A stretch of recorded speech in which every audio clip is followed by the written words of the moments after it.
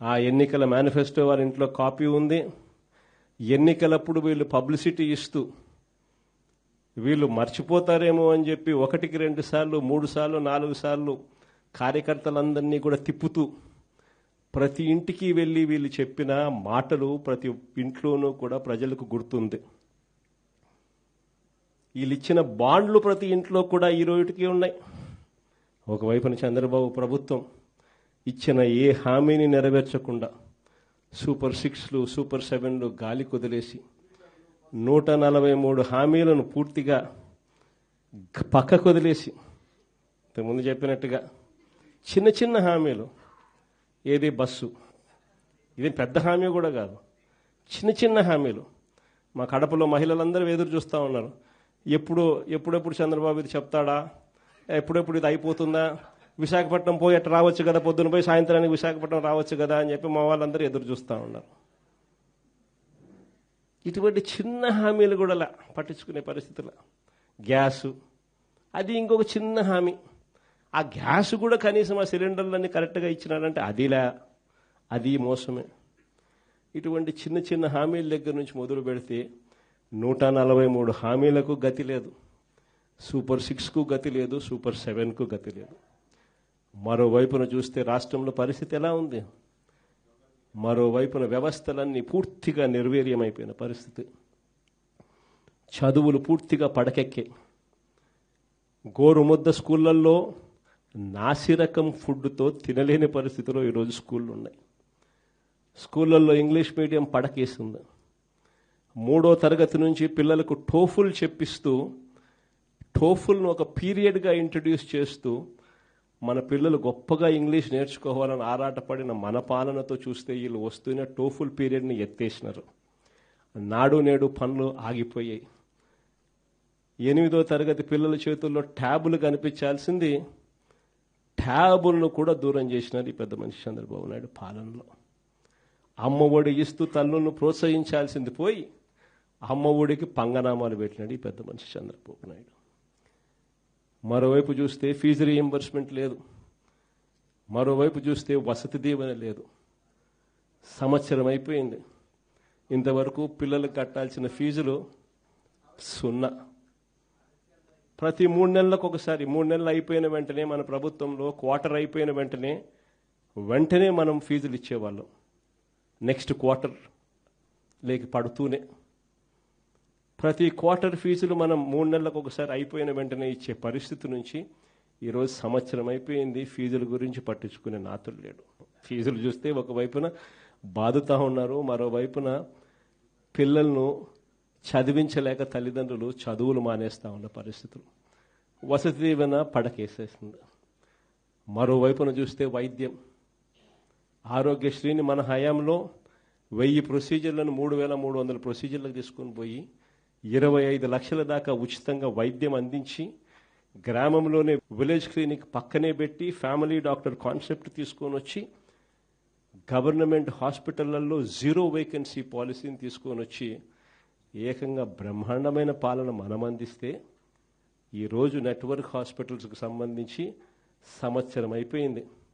ప్రతి నెల 300 కోట్లు ఆరోగ్యశ్రీ కింద డబ్బులు ఖర్చు అవుతాయి. సంవత్సరం అయిపోయింది, 3600 కోట్లు, 300 × 12 నెలలు రూపాయిల ఆరోగ్యశ్రీ హాస్పిటల్ మొత్తం, నెట్వర్క్ హాస్పిటల్స్ మొత్తం పూర్తిగా ఆరోగ్యశ్రీ పేషెంట్ను చూడడం మానేసినారు. ఈరోజు పేషెంట్కి ఏదైనా వైద్యం పరంగా ఏదైనా ఇబ్బంది వస్తే హాస్పిటల్కు పోతే ఆరోగ్యశ్రీ పేషెంట్కి అందక పేషెంట్ అప్పులు పాలైతే తప్ప వైద్యం అందని పరిస్థితిలో ఈరోజు వైద్యం పరిస్థితి.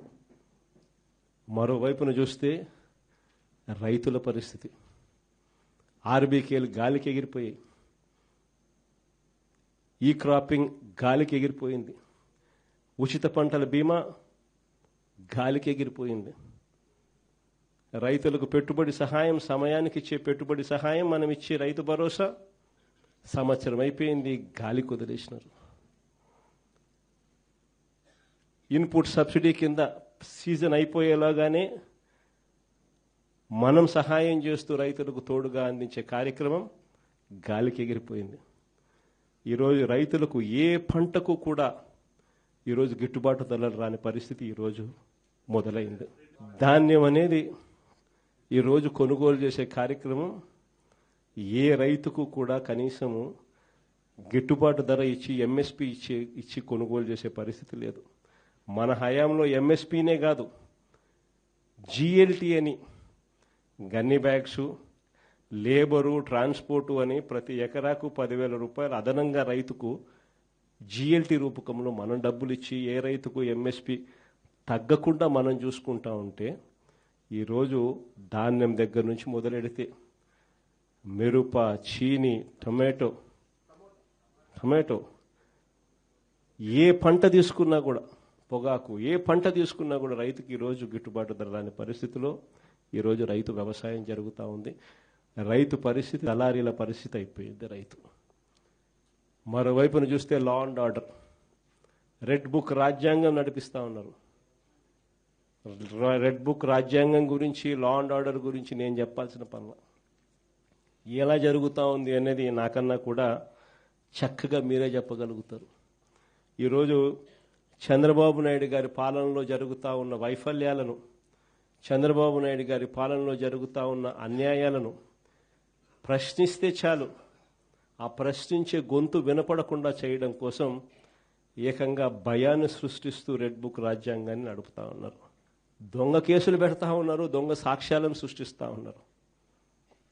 నిజంగా ఆశ్చర్యకరమైన విషయం. మన పల్నాడు నియోజకవర్గంలో చూస్తే, పల్నాడు నియోజకవర్గంలో వాళ్ళు కొట్లాడుకొని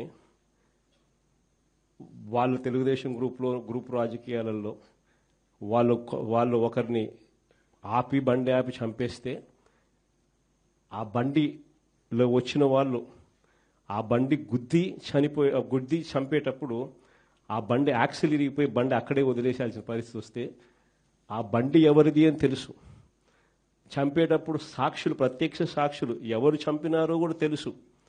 అయిపోయిన వెంటనే ఎస్పీ వచ్చి వాళ్ళు కొట్లాడుకొని చంపుకున్నారు అని చెప్పి ఎస్పీ చెప్తే 2 రోజుల తర్వాత మన క్యాండిడేట్ను, మన ఎమ్మెల్యే క్యాండిడేట్ను దాంట్లోకి ఇరికిచ్చే కార్యక్రమం చేస్తూ ఉన్నారు. ఆశ్చర్యం కలిగించే విషయం. మాజీ మంత్రి కాకాని మొన్న ఈ మధ్యకాలంలోనే ఆయనను అరెస్ట్ చేసినారు. అది కూడా ఏంది, ఎలాంటి ఇల్లీగల్ మైనింగ్ గతంలో జరగలేదని ఒక చిన్న కేసు, ఆ కేసులో నుంచి బయటకు తీసినారు. అక్కడ ఇల్లీగల్ మైనింగ్ జరిగిందని, అప్పుడెప్పుడో జరిగిందని చెప్పి, ఆ మైన్లో జరిగిందని చెప్పి ఇప్పుడు బయటకు తీస్తూ ఉన్నారు.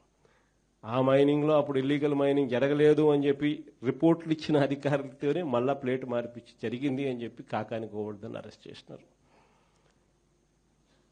2023లో టీడీపీ కార్యాలయం మీద జరిగిన దాడట 127వ ముద్దాయి కింద ఇప్పుడు మన మంగళగిరి ఎక్స్ఎమ్మెల్యే ఆళ్ల రామకృష్ణ ఇప్పుడు నిన్న ఈ మధ్య కాలంలో ఆయనను కూడా యాడ్ చేస్తున్నారు. అంతటితో సరిపోలేను. ఈ మధ్యకాలంలో జరిగిన ఘటనలు చెప్తా ఉన్నా. ఎప్పుడెప్పుడో నియోజకవర్గంలో జరిగినవన్నీ పాత ఎప్పుడో సంబంధం లేని విషయాలు ఏదైనా జరిగితే చాలు దాంట్లో నుంచి ఇప్పుడు మన వాళ్ళందరినీ ఇరికిచ్చి వాళ్ళందరినీ జైలులో పెట్టించే కార్యక్రమాలు రెడ్ బుక్ రాజ్యాంగంలో చూస్తూ ఉన్నాం.